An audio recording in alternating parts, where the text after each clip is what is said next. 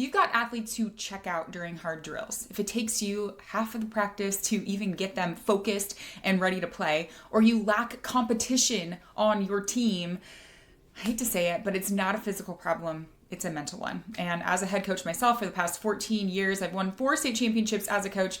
And I'll tell you firsthand that mental toughness isn't something that you stumble upon. It's something that you train every single day in your practices. And if you have no idea where to start or what drills to do or what activities or skills to teach on how to get your athletes to compete and to focus and really have that drive in your gym, then stick around. This episode is for you. I'm going over 3 drill-based strategies to incorporate mental toughness in your team, things that you can be doing in your gym right now. So I'm going to get into it right away. Number 1, the first thing that you need to do is to optimize your pre-practice times.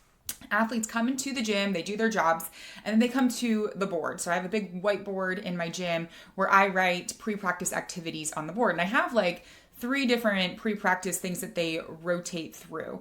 And they look at the board, they know exactly what to do. There's things that I just don't want to waste time doing in practice. So there's like footwork drills, there's blocking things, there's some fundamentals, things like that they just get those reps in early and get them out of the way.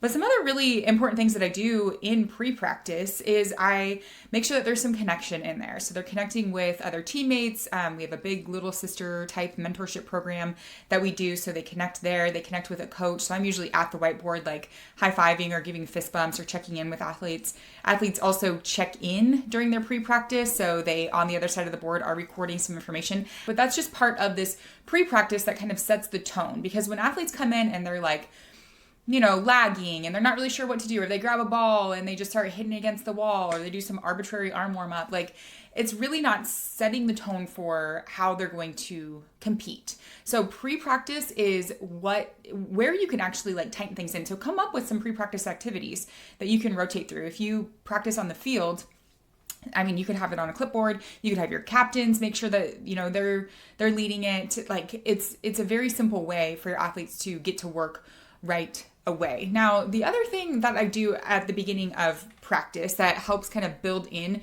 some of this mental toughness and this focus, because the problem that I was running into was that it would take me like half of practice for girls to really like wake up, meaning they're coming into practice after school. They've got like all sorts of things that they have been dealing with at school, with friendships and academics and all the things they're doing. They're coming in with all of that on their minds. And it would take a while for them to like get into the groove. We would start practices slow. I would have to get on them a little bit. We'd have to run a set of lines and I'd be like, why do we have to do this every day for you guys to focus? And it just got frustrating.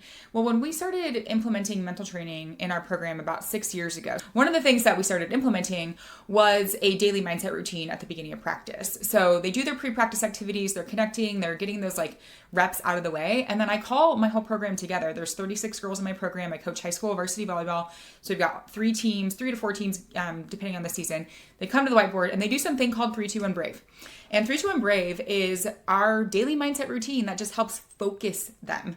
It's 3 that stands like an acronym. So the 3 stands for 3 affirmations. They have a journal. They write their 3 affirmations in there. Now, these are affirmations that they have found at the beginning of the season. They're based on goals. I have a whole like workshop on how to do that. I go over that at the Coach Bre training, by the way. They then have 2 minutes of journaling. I usually give them a prompt that is related to something that's going on in our season. So I'll have something like, what does it look like to be a good teammate today? Or what does it look like for you to show up and give 100% today? Something like that. So they have 2 minutes also just to kind of get stuff out. One thing that they're grateful for, because there's a lot of research around gratitude, and when athletes are, looking for the good in their environment, they find more of it. And then one piece of evidence that one of their affirmations is coming true. So they have these affirmations that they're kind of anchoring to all season, and they're looking for evidence. They're hunting the good of finding evidence that they are coming true, that this is getting better for me, right? An example of an affirmation might be, I'm a fast, aggressive defender, and they're finding evidence of them becoming that. And again, when They look for it, they find more of it, they create more of it when they're more aware of it. And then we do a short visualization that's called Brave, and that helps them visualize their affirmations. We've got some breath work in there so that they can regulate their nervous system. It gives them a chance to like check in with themselves and just kind of shift their energy to be ready for practice. Now that whole thing takes between 5 and 7 minutes. And if you're like 5 to 7 minutes of, focusing on their mindset, visualizing, breath work, seems like a waste of time. I'll tell you right now, what's a waste of time is spending half of practice trying to get your team to compete and to play. And so spending 5 to 7 minutes is an investment that I choose to make in my athletes because I know that I'm going to get more out of that than I actually put in. So now we can actually start practice and things are good from the beginning. They're competing, they're ready, they're focused. They're not, worried or thinking about that thing from earlier in the day because they've already processed it. They've already dealt with it in our 3-2-1 Brave little daily mindset routine. So that's another part of like pre-practice. It's going to help your team be more mentally tough because part of mental toughness is focus. What are you focusing on? Mentally tough players can narrow their focus to the task at hand.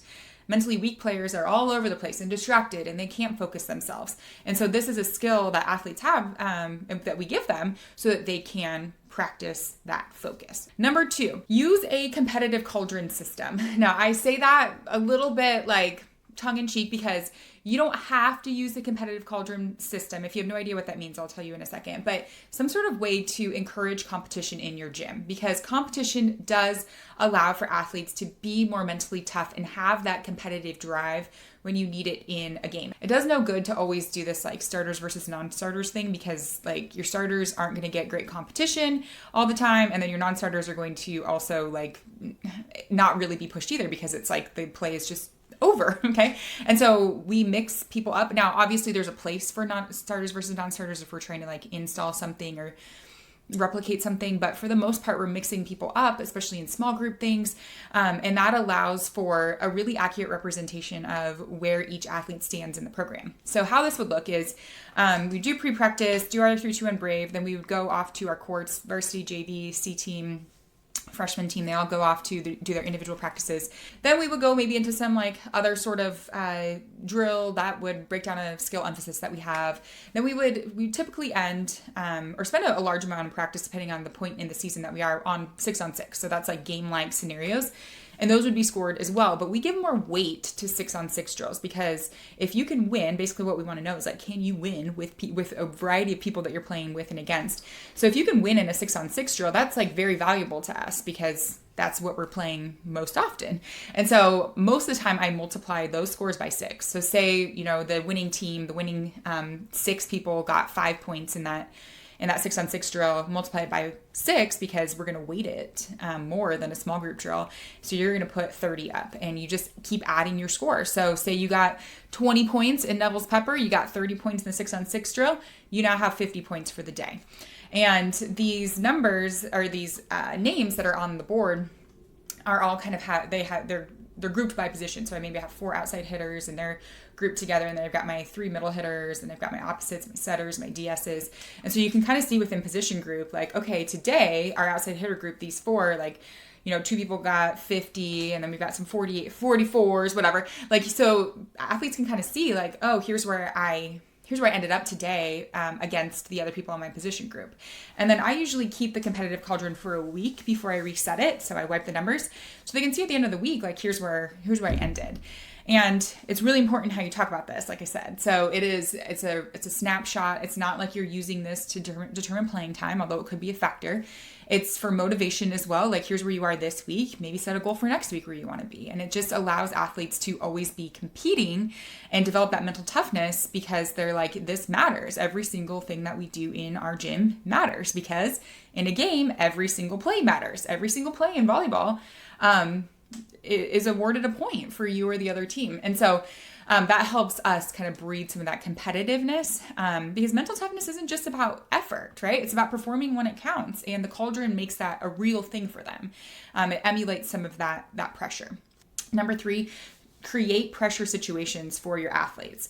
Mentally tough teams don't just show up mentally tough, right? They practice these situations that you're going to be in. And you you can't know every single situation that your team is going to be in, but you start to notice some patterns, right? There's going to be situations where your team is going to be down by a certain number of points and they've got to battle back. So you can recreate that score in your gym, okay? So you can score from a deficit. I do that often.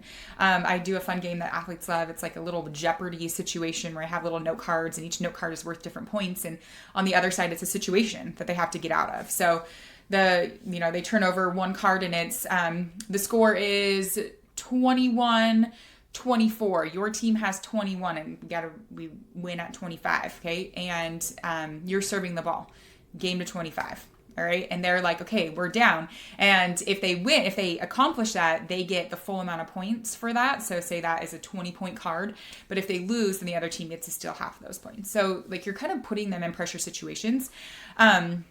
Timed based challenges are another good thing. So, we've got to get a certain number of passes or a certain number of things in under this amount of time. Game point, we do a lot of like seal the deal type things, meaning like you can only get a big point or a game point if you do these 3 things. You have to convert 3 free balls. So it puts a little bit more pressure on them. It's like, I've got to do this 3 times in order to get this big point. If you want to learn more about that, so you're like, I just need a plug and play way to teach them these skills so that I can just like coach harder and get back to what I want to do, which is just coach the sport, then go to our free training, coachbretraining.com. I talk about plug and play elite mental game there, and you also get a discount on the program when you go to the training. So that's a really easy way to just infuse mental training intentionally. So you can do these things, you can do these drill-based things, make sure pre-practice is dialed in so that you're setting the tone early, make sure you have some sort of competitive system like the competitive Cauldron, make sure you're like emulating pressure situations so that you can try and, create some adaptability in your team so that when they're facing those things in real game-like situations, they're like, we've been here. But then it doesn't also hurt. In fact, it helps a lot to equip them ahead of time with skills that they need. All right, coaches, I hope this was helpful. I know that practice is always a tough thing sometimes, but honestly, it's now my favorite part of coaching is practice because that's where my players work the hardest. Honestly, like we create practices so that they're harder than a game.